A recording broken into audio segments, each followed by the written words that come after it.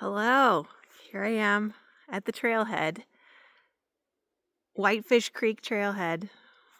This is, it's May 1st, 2026, my second annual solo backpacking trip, solo spring backpacking trip. And this year I'm trying for 2 nights. I'm in the Diamond Peak Wilderness, and I'm just parked here at the Whitefish Horse Camp. Pretty cool. There's nobody here, but all the campsites seem to have a place to keep your horse, so I bet in the summer this is filled with lots of horses. And I'm gonna head down this trail and hopefully end up at the Diamond View Lake, which I've never been there, but I've heard it has a spectacular view of Diamond Peak. I've climbed Diamond Peak before, but this time I'm going to be on the other side, so I'm really excited to explore that new area. The weather is kind of surreal. It's like 60 something. I'm wearing this like thermal, but I feel like I'm going to get hot. There is a prediction of rain and thunder showers, so we'll see how the weekend plays out, but so far so good.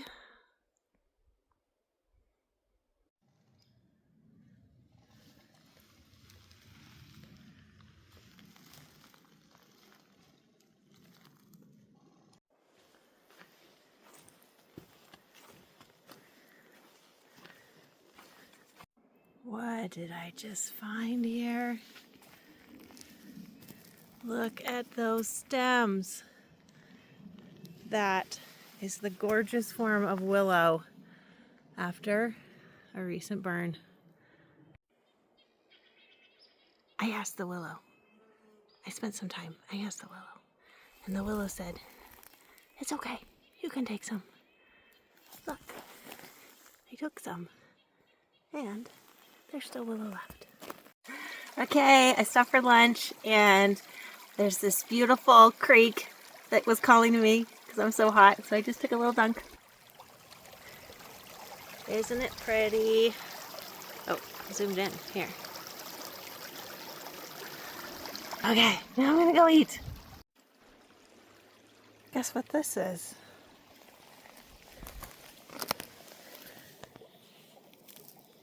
It's Pearly Everlasting. Just starting to come up. I think they're after my salt. There's a few of them fluttering around. Oh.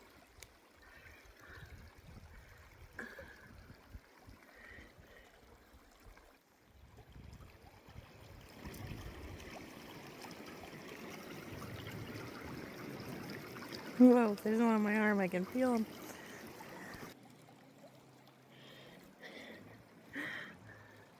They found me.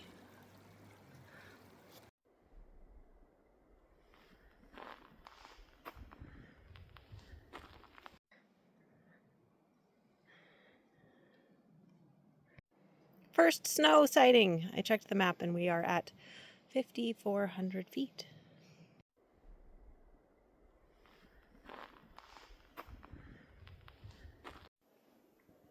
It's pretty surreal to be standing here by this swampy pond with the snow this level of melted and not experiencing a single mosquito. Amazing. Also, these patchy snow, like when the trail has patches of snow like this, sometimes it's like pretty deep and you post hole through it. But when it's patchy like this, like there's the trail right there. But then where is the trail?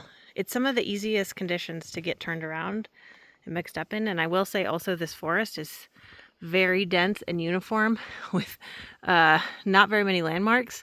I would probably be pretty nervous right now if I didn't know I had GPS in my pocket so that I could always find my way back. It's very helpful.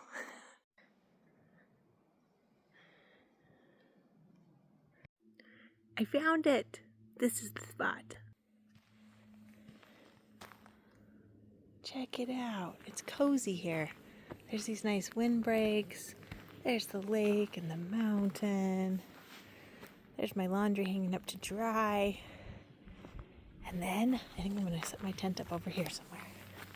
I don't know, but this feels like the right place for tonight. just carved a couple steaks. At first I was annoyed at myself because I was like, why don't I have enough steaks in here? Focus. And there's my view while I'm carving. And then I was like, oh right, maybe I want to challenge myself to make steaks. So I found these two different pieces of wood, which I can't get it to focus on for some reason. But there we go. This one I got off the tree and it carves so nice. It's definitely dry, it's not greenwood, and it's hard, but this one was a little older and a little softer. But the texture of both of these were pretty fun to work with. I walked around the lake and found this nice spot to get water.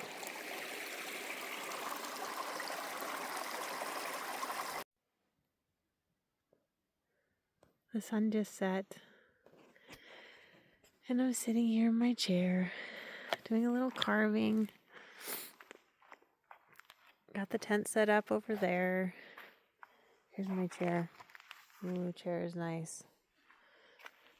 I don't think I'm going to do a fire. I gathered some firewood, but I don't think I need it. It's not very cold. Had some dinner.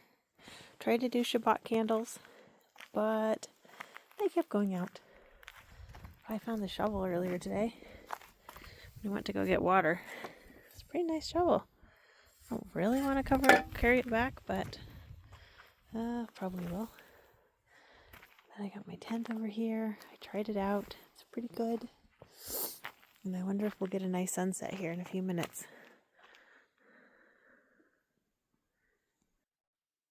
Good night.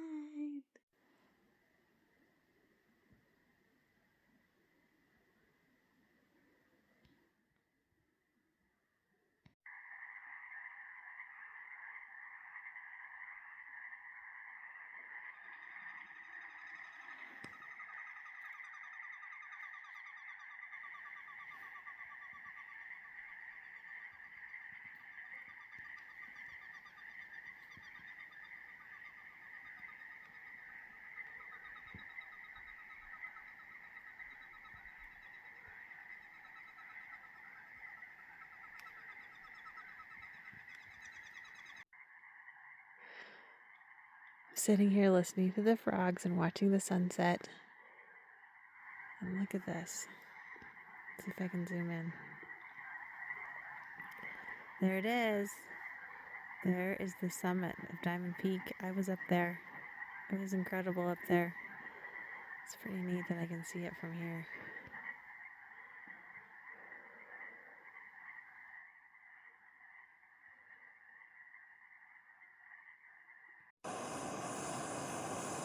This morning, trying out my new system here. This is the first time I've done this where I didn't bring another vessel to cook in or to eat out of. All I've got is this one titanium mug that Ben got me and my little teeny tiny stove. I made this lid for it out of foil. Really good for boiling water. And then I just pour it, if I have a backpack, and I pour it into there. Right now, I'm doing oatmeal with chia seeds and walnuts and dates and flax, all my usual things. But I didn't think about that I could only have one thing at once. But I already had my coffee. That was good. And now I'm going to do the oatmeal. It's working out all right.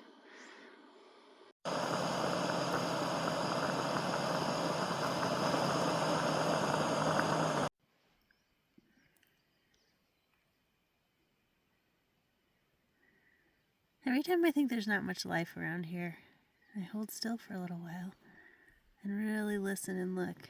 And what do you know? It's all over the place. Look at all these caddisflies.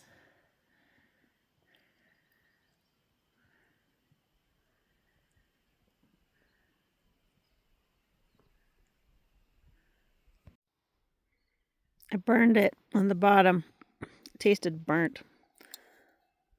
Lessons learned. Next time I'll boil the water and then add the oatmeal and let it sit. Down here getting water again. This time, filling up my whole water bladder. So I made this little holder for it. There's a dead branch on the tree that I carved a little. And look, there's a place to keep the nozzle out of the dirt.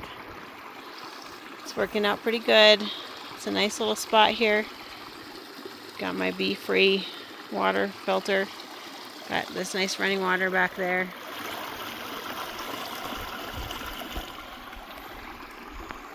There we go.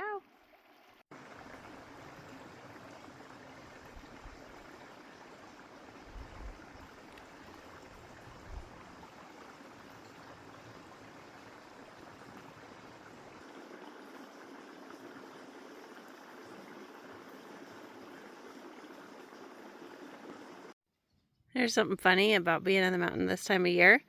Slept last night with my sleeping bag unzipped until the middle of the night. Plenty warm. And yet, I have a built-in ice chest right here to keep my cheese cold. Ooh, I better mark that. Remember where to come back for it at lunch. Well, I decided not to try to summit Diamond Peak today, for sure. Partially because of how far, because of the threat of thunder showers. And I've been hearing thunder. It looks very dark over there. So I think it was a good call. So here's my project. We'll see if this is hard to do in a very different way. I have this beautiful willow I gathered. Unfortunately, I only got 28 stems. I've counted them many times. There's definitely only 28 stems. So how do I make a basket? Well, I'm playing around with some ideas, and I'm wondering if I can use the pine to... Do you hear that?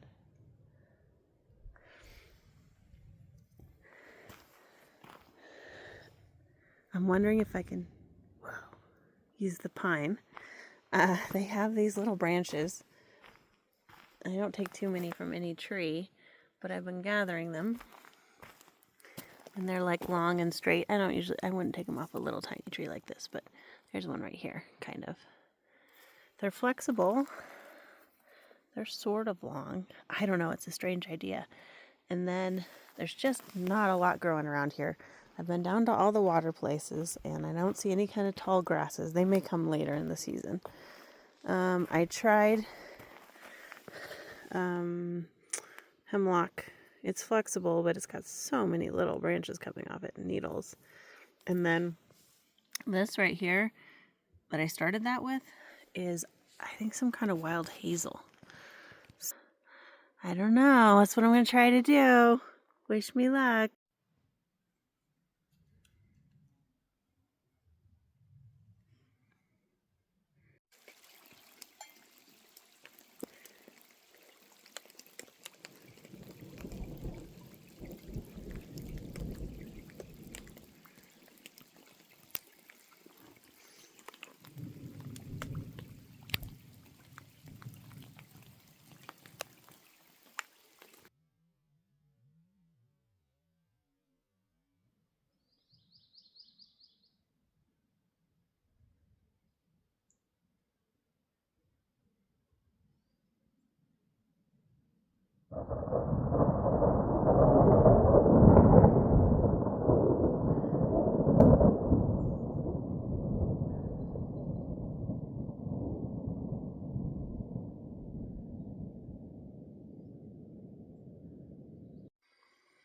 Good morning. I just woke up. I slept for 10 hours. Oh, I sleep so good out here. It's not exactly quiet at night. There's like the frogs go so loud for so long of the night, and then there's the crickets. But then it gets quiet. And the sound of the rain last night was really relaxing. My alarm went off at like an hour ago, and I was like, okay, I'll get up soon. And I went back to sleep, and I like slept so deep. But you know what finally did just wake me up? The woodpecker came to peck on my tent. I was like, okay, little guy, you're right. I'm gonna get up now. All right, here I go. Worked hard on my basket yesterday. I got pitch all over my hands. I'll show you that in a little bit. Time to get the food bag down for the last time. It's been a good spot. Nobody seems to have gotten it.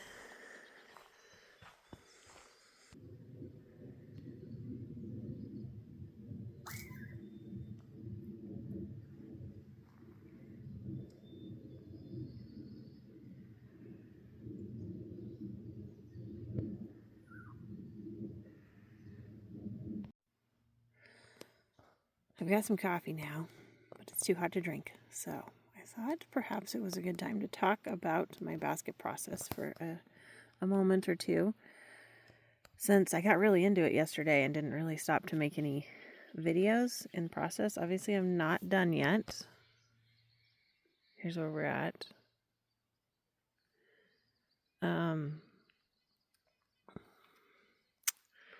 Okay, so whoops, I just dipped in my coffee. Okay, maybe I'll do this over here. Zoom back to the regular. Okay, so a few things. It was pretty exciting once I tried all the things and nothing was working, and finally I just tried the pine. And that's what the base is larger pine branches. Actually, the ones that I carved up for the base were recently dead. So still attached to the tree, still had needles, but the needles were brown. So they still have some flexibility, but they weren't quite so pitchy. I was really worried about this getting it to be a super pitchy project. So I split some, carved off all the bark. That took a while. And then that seemed to be a pretty solid foundation. And I just started weaving with the branches, like they looked like that. But I did take the ends off of them. I found I could pull off these parts, the needle part. You might have noticed I didn't take them off here yet. I kind of think it'll look cute with them on. I'm sure I'll cut them in the end, but maybe for a minute I'll leave them on there. I know those guys. Those are Stellar Jays. Sounds like home now.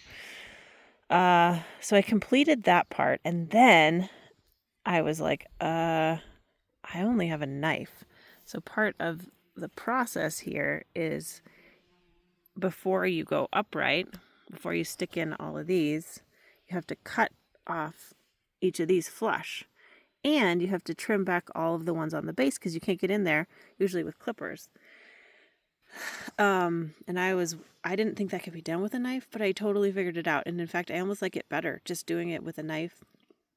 This was really helpful. This tool was incredibly helpful. This cut-off log that somebody left here for us. And then the other tool I used to do that process was this fancy tool, a piece of wood, so that I could put this underneath, press the knife down to it, and cut through the wood. Now, I did fail once. I wasn't being careful, and I was using a really thin part of this, and then when I pushed hard through a thicker branch, it cut through, and it cut another one, and I was like, oh no, I cut one of my weavers in the middle. But then I figured out how to fix it, and actually I'm pretty proud of myself that was a level up for me. I now understand how you can repair it, even back further in the weave. So that part was good. Then I realized I needed a bodkin, which I didn't bring a bodkin. So I made this, and it broke towards the end, but it lasted me pretty well. I carved the tip just right, and then I would use that before I insert these guys right here, you gotta make a hole. Otherwise it strips the beautiful bark off the willow, which I've been trying to really hard to protect it because this willow is so precious. It was really a fun challenge in the end to have exactly the right amount of willow, because I had 28 pieces. I thought I was getting 24 for the uprights, but then I forgot about the drop down whale, and I might have said that already. Sorry if I did, but it meant that I had to treat every piece like it was totally precious and move slowly and not break it. And so far so good. I mean, I haven't done the rim yet or anything, obviously, but I did manage to get the drop down whale on. That was a really satisfying moment. And then I'm trying this new weave because I like the contrast of the rough texture of the pine bark against the smooth, shiny willow. And I wanted that to show more, so I'm trying this using two at the same time. So I had to go gather a bunch more of the pine branches. And yeah, I think that's pretty much what I wanted to say about that. Whoops, I almost gobbled it up without showing. It worked. It worked well, actually. It's not instant oatmeal or anything. It's just my regular oats from home, but I boiled the water. I stuck my mixture in, let it sit for a while, and its consistency was good. Its flavor was blah. Usually at home I put plain yogurt and frozen blueberries on it. Obviously I couldn't bring either of those things. So I'm eating it and I'm like, wow, this tastes like really boring mush. You know what it needs is some dried cranberries or something. And then I was like, oh wait, I have dried cranberries. There's way too many in this nut mix that I've been nibbling on this whole trip.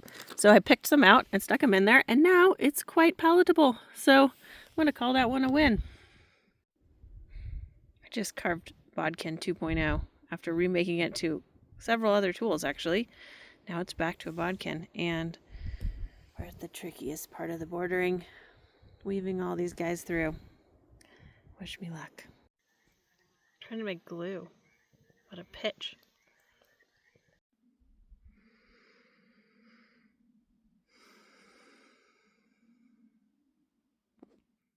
Goodbye, Diamond Peak. Goodbye, campsite. Thank you. That was a wonderful, lovely, deeply rooted trip. I feel much gratitude for this place on earth and all the marvelous living things that hung out with me while I was here. A journey. Okay, we're out. Thunder showers picked back up.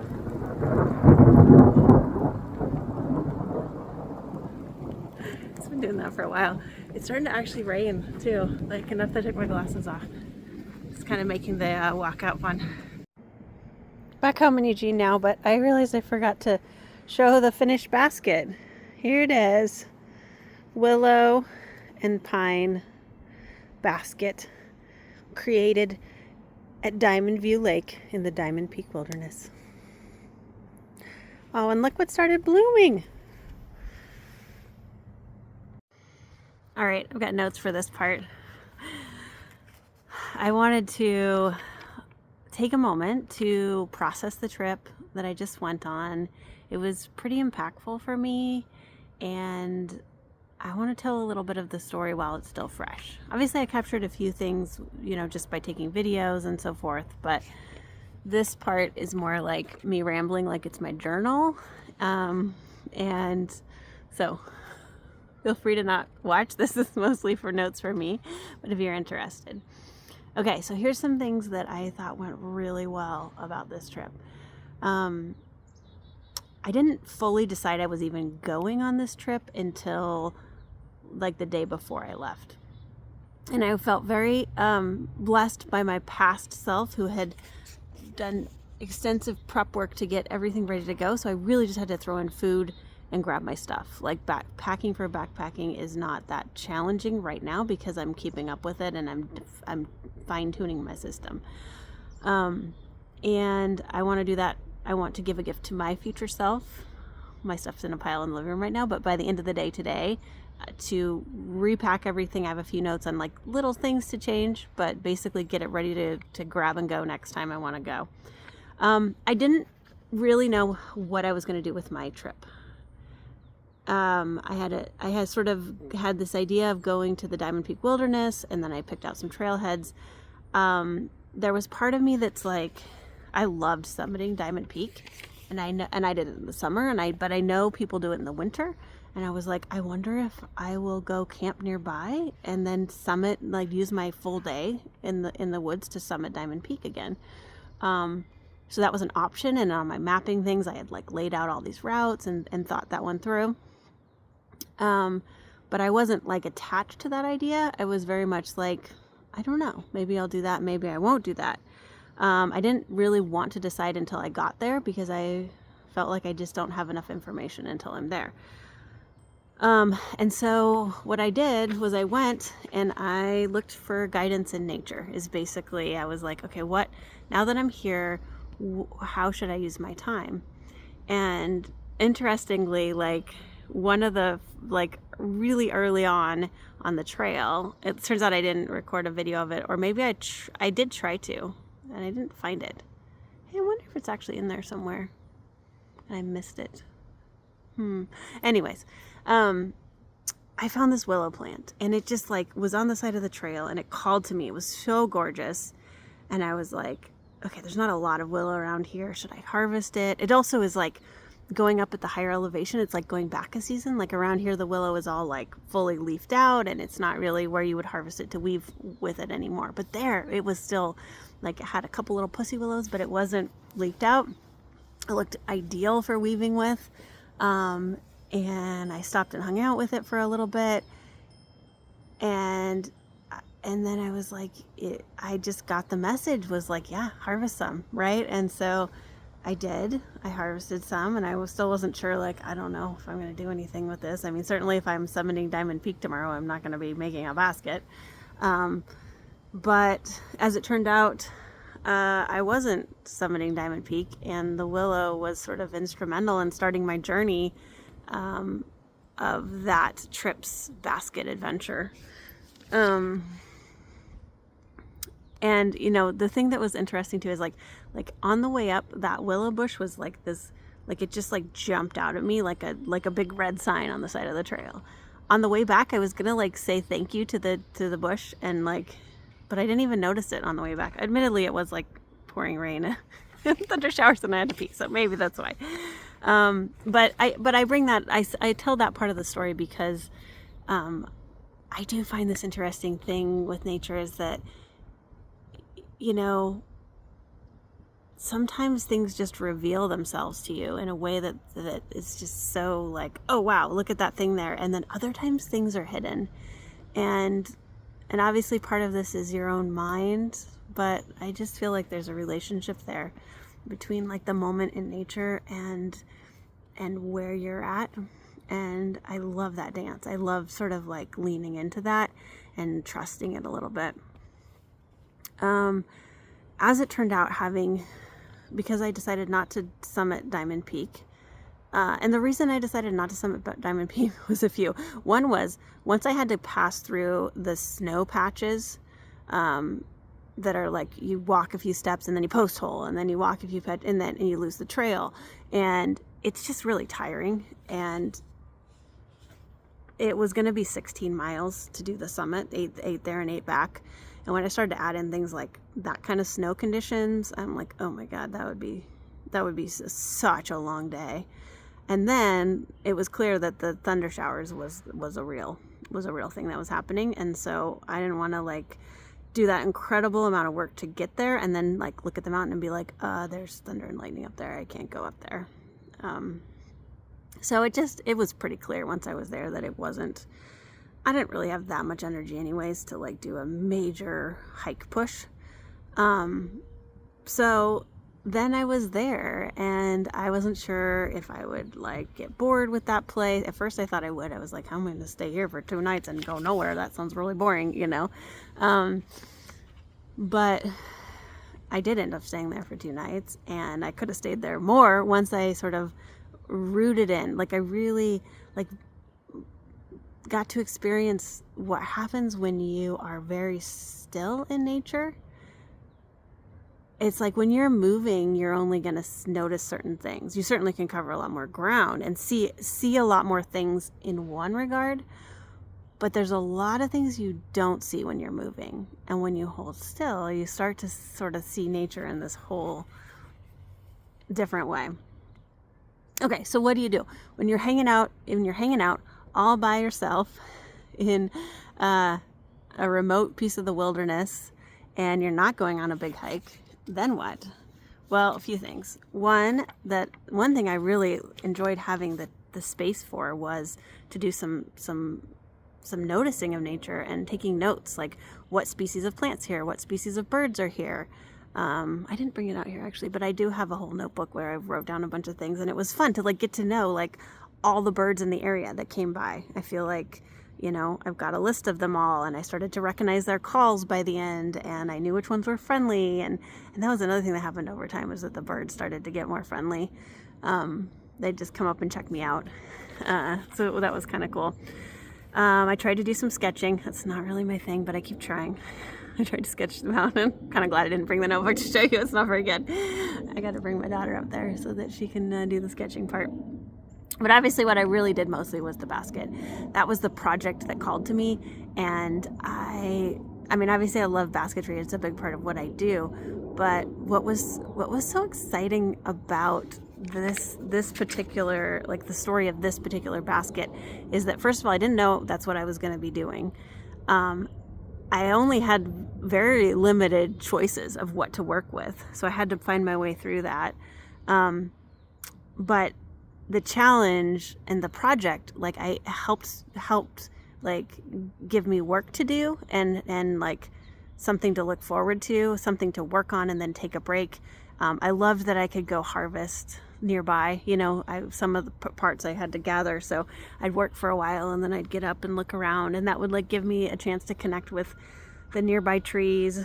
There's a lot of problem solving that went into it, and thinking creatively, using simple tools many different ways. That part I really like. That's when I felt like, because there just are limited options when you're backpacking like that, where it's like I pretty much have either like what the wilderness provides is available there, or what I brought with me on my back, and that's it. That's all I got. So whenever I have to problem solve, it's like, you know what, honestly, in some ways it's easier. Like when you have infinite options, you have to problem solve in your life, and you have like Amazon. In some ways it's harder, because the part that's harder, in some ways it's way easier, because you're like, I need a blah blah blah, click click click, the next day it shows up on your doorstep, right? So easier, but also sometimes it's harder, because if you have to like purchase something, you have to explore all your options. Like, having so many options can just be overwhelming. So I did kind of enjoy that. Well, either you find it here, or you make it, or you figure out how to use the knife. The big one being that I didn't have clippers, and so I had to use a knife for everything. Yeah, and then the abundance of time, just the openness and the spaciousness of having this entire day. I mean, really 2 nights, like more than one day, but one full day, once I decided not to go on a major hike, where like I just had to take care of my own personal needs, like food and things like that. Get up now and then and go walk around, move my body a little, but really like I could take my time, and I could move slowly and deliberately. And I don't know that I like that part of basketry in general, because it's not a fast process. You have to have patience, and you're not going to probably do most baskets in one sitting, little tiny ones, but like the kind like I made. Oh, I should have brought it out here. Maybe I'll go grab it after this. But what was I going to say about that? I don't know. I just felt a different sense of like no pressure, no rush, no one else needs me. No one's going to interrupt me. No one, like, oh, what are we going to cook for dinner tonight? Like, it's just me. I can eat whenever I'm hungry, and it's probably going to be challah and a block of cheese and some seeds and nuts. So yeah, the spaciousness of time was good. I also really enjoyed having to make a variety of tools throughout the basketry experience, because I didn't have them, but I was like, well, what do I have, right? I have wood. I can carve wood. I have my knife. I mean, I would have been dead in the water without my knife. I brought a knife and a saw. I never actually used the saw. It could have come in useful if I had decided to do fire, but I didn't. And it turned out that one fixed blade knife's pretty good. Anyway, so the basket, like making the basket in nature from only things that I found in that one place over the course of that one trip, it felt pretty special. It was a really enjoyable thing that I hope to repeat in the future. Hi, chickadee. There was the mountain chickadees up there. There was also these black-capped chickadees. That's the one we're hearing right now. But I was like, the mountain chickadee sounds similar, but a little different. That was one fun thing. Like all this time, like sitting by the lake, looking at Diamond Peak, and listening to the birds, and listening to the thunder, and listening to the frogs. But the birds, I would start to be like, it sounds kind of like a chickadee. And then I would get out my Merlin app and check, and it would tell me. So that brings me to the next topic on the list. Actually, good segue. Thanks, bird. Is my interaction with technology while I was out in the wilderness. And I feel like I'm refining I'm getting clarity on these magical devices, this box that I'm holding and talking to you through, that do everything and distract us incredibly from being present in the way that I got to experience while I was up there. Now I had no cell service, no internet, but I could have very well, like, I kept this thing in my pocket all the time, and I could very well have used it for a distraction. And I was very tempted on the first day. I will say that the silence of the place at first was deafening. I don't think I'm alone in my, now, like, I don't do social media anymore, but like, I check my email a lot. I do text messages a lot. I do video messages with people. I use my phone all the time, and it's very distracting. But one of the other things I find that I'm doing more and more through time is I'm not, like, I'm ever doing something that's a little mundane or monotonous, like doing the dishes or cooking a dinner I've cooked 100 times, or even weeding in the garden. Although I try to not always do that now, is like, what do I do? I've got earbuds in. I'm listening to a podcast. I'm listening to music. I'm listening to an audiobook. And trust me, I have tons of that on my phone downloaded. I could have had inputs into my ear, external inputs from my device for most of that trip that I was out there. But I made a really deliberate choice on the first day when I was craving it. Like, this was like my transition, my withdrawal from inputs. On the first day when it just felt so quiet out there, that I was like, I just kept telling myself, I was like, Jess, why don't you just try to not do that? Like, just sit and listen to nature and think your own thoughts. And yeah, you're going to be bored for a few minutes. So I feel like Friday, after I landed and set up, I had to push through some of that, but I did stick with my goal of not, I had brought my earbuds because I was like, I don't know, 2 whole nights all by myself. Like what if I need something, and I could easily like melt into one of I have 2 audiobooks going right now, which I'm enjoying both of them. Like, storytelling and, but again, that's inputs. So this was part of my objective of going out there, was like what happens to our mind and our connection with nature if we can take a break from the inputs. And I found that to be quite profound, especially with that extended stay, the longer period of time, and having no other humans around. There was no one to talk to. So really, like, the only input I was getting, besides my own thoughts, I don't think that counts as an input, but it was nature. Like, that was all I had. It was the current moment, what was going on. And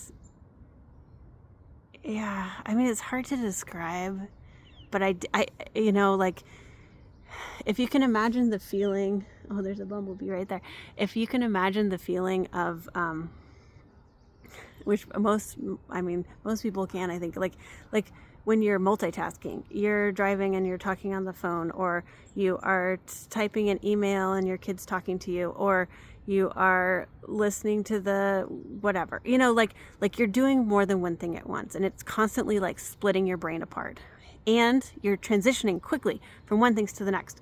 Like, okay, I just got off the phone. Now you need me. Let's have this conversation. Okay, now I got to rush over and I got to get to this appointment or whatever. Like it's just like, go, go, go. Mind is like, and I think we get kind of like revved up. The mind gets revved up, and it gets, I've definitely had this where I feel proud of myself. I'm like, oh my goodness, I just did so many things in the last hour. Like, is that even possible? Right.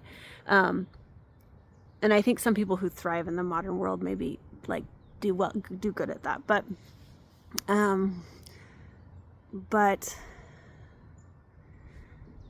what happened to me in the absence of inputs and sitting out in nature was just this like quieting, like this, like if that high speed stuff is like high frequency, the mind is going at a high frequency. It was just like it took a while to get there, but then it was just like slower, like time moved differently, and I don't know, it was so grounding. It was so relaxing on this really deep level to just be fully present. Be fully present. I guess that's what it is, right? Like all these things, like the way that our phone is constantly pulling us out of the present moment into the infinite world of the internet and everyone we've ever met in our lives, right? But without that option, it's like there is this like grounding presence of just, it was just me there right then, and that was it. So I felt very nurtured by that experience, and I hope to repeat it, and I hope to extend it, because I will say, after the transition happened, like by Saturday, and I was settled into it, and I wondered, I was like, am I gonna get really sick of thinking my own thoughts for this long? But I didn't. I didn't get sick of my own thoughts. My thoughts got pretty darn quiet. Now, given I'm not in the midst of some big, life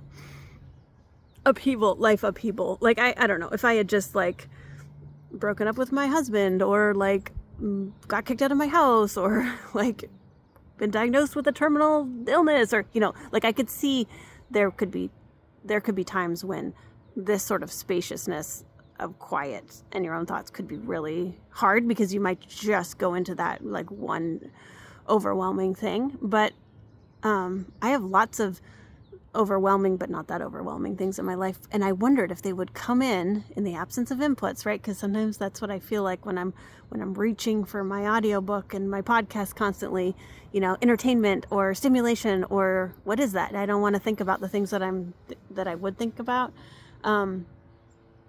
But I found that they just kind of all faded into the background. They were just all part of a different world, which was really lovely. Like, it was just like, oh, look, there's a bird right there. Oh, look, there's a lightning strike. Like that was, my mind's going like, how am I going to finish this basket? Okay, so back to the tech. So here I'm getting clarity about how I feel about, so I said, like, without shame, I have my phone in my pocket all the time. And here's the way I use my technology when I'm in the wilderness, and I can safely say I feel good about this now, is I love the mapping programs, the GPS. I have two now that I use a lot, Onyx and Caltopo, and I've got things plotted out, and I won't go on. I could go on for an hour about how much I love those, but they are both like, they help me like learn about the topography and the area that I'm at. And so that's a tool. So these are the tools I use on my phone. And I don't think they distract me. So I don't think they distract me in the way that like phones pull you away from the moment. Because when I pull out my map and I like, wait, where am I now? Like, this is still me. This is the help of technology, but I'm still connecting to the here now, right? I want to see where I am right now on the map. So I use mapping programs. It's also a safety thing, because I go wander off gathering, and like, oh my goodness, the forest I was in, you could get so lost. You could get so lost in it.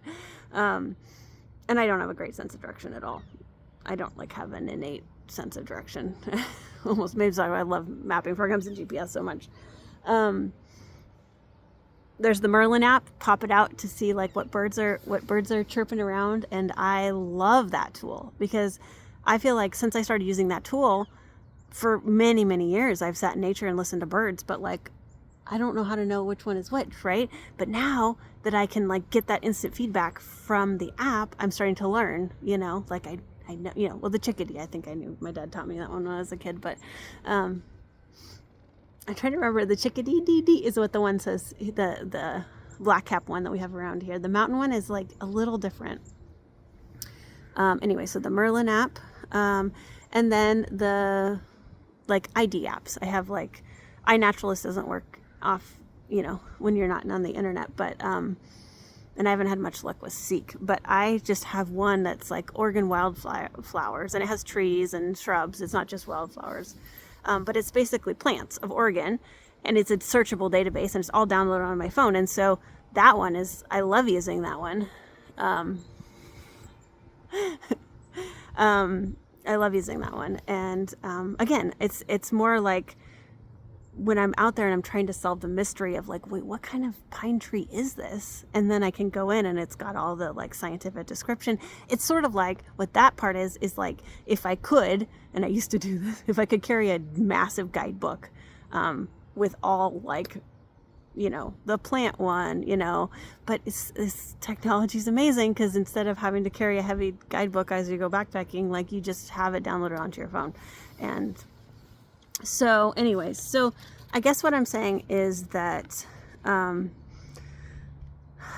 yeah, those are the ways that I interact with my phone. Oh, and then obviously the other big one is documenting, right? Telling my story. So leaving these little videos where I'm like, here's what's going on, or do a little video, or if I take pictures, you know, those are the other. So documenting my story. But again, like I think the common thread there is that they all keep me connected to place. Now, it can be too much, like the taking videos thing, like you can get like distracted from what you're doing if you're always thinking about making the next video. And I try to like not do that. I don't want it to be about that. I want to mostly be doing what I'm doing. And then every now and then I'm like, oh, I want to tell a little bit about what I'm doing, or, oh, I want to share this thing. And I don't know, at least at this point, that part still feels like connective in the same way. And it's also kind of fun to be able to share with like, my future self, I think is the main one I'm doing it for. But maybe if I have friends and family who might be like curious about what was that trip like, then they can just kind of pop into those moments with me. All right, I'm checking my list here. Yeah, I already talked about that. Good. So a lot of this, I just kind of wove it in. As far as the, so then just a couple comments on this forest desert is what it really felt like being there. It would rain. It rained like, it didn't rain on Friday, I don't think. It might have rained on Friday. Anyways, it was raining on and off like the whole time I was there. Lots of thunder showers, lots of lightning, like, but also it was mostly sunny, which is so different than the west side here, because it's on the east side of the Cascade Range, just barely, but on the east side it's like different ecology. And I slowly learned after being there that like it rains but you don't get wet. Like it starts raining but you don't really have to get like a coat on or anything or cover your stuff up, because it's half the time it was still sunny, and even when it wasn't, then like a minute later it's sunny and everything's just dry. I didn't make a fire, but it would have been so easy to make a fire there. I can see why it's a very fire adapt. Like the plants that are there are all fire adapted. And okay, so then this trip, I saw 0 humans the entire time. I'm pretty excited about that. I know it's early season, but this is what's got me really excited about early season backpacking, because the weather was like, temperature wise, it was like perfect. It was like 60 to 70 during the day. It got a little chilly the second night, but not like cold. And yeah, weather was really good. No humans at all the whole time. By the last day, I was like walking around camp half naked because I was like, nobody's here. Mosquitoes, I did see 2 mosquitoes the whole time. One of them did bite me. That was on the second day, so I was like, oh, I wonder if they're just starting. But that was it. 2 mosquitoes the whole trip, so not too bad as far as bugs go. And what else? Oh, there was a little, I think somebody on a horse came. I could tell when I was hiking out. They didn't come all the way to where I was camped, but I started to see the horse tracks on my hike out. And then I was like, there's a sign, a brand new sign that said like burned area, stay out. And I was like, that looks brand new. And then sure enough, as I walked further out, you could tell freshly cut logs. They'd cut through like the first like 3 logs that were across the trail they'd cut through. I'm guessing, and then gave up after that and just like surveyed for a while. So the trail I was on was a horse trail, which I mentioned that in my share that didn't record. But yeah, so they have to clear it for the horses, and I think it's very well used. I was glad to be there. I bet this place is busy during the on season, so I feel really lucky that I got to visit it in the off season. All right, it's getting noisy around here. It wasn't like that there. I mean, it was so quiet there. really, I was far enough out in the wilderness that there were no, like, I absolutely heard no, like, road noise or anything like that. And the airplanes, it must not be on much of a flight path, because I could probably count, I didn't count, but like the airplanes that flew over, probably like between like 5 and 10 over 3 days. Like, it was not, like, there were long periods of time where I could convince myself that I really was like the only human on the whole planet. It started to feel really cozy. I really liked it. All right, that's long enough. If you're still listening, thanks for listening. There's the story of my second solo backpacking trip, and now that I've done 2 years in a row, I think it might be a tradition. All right, bye.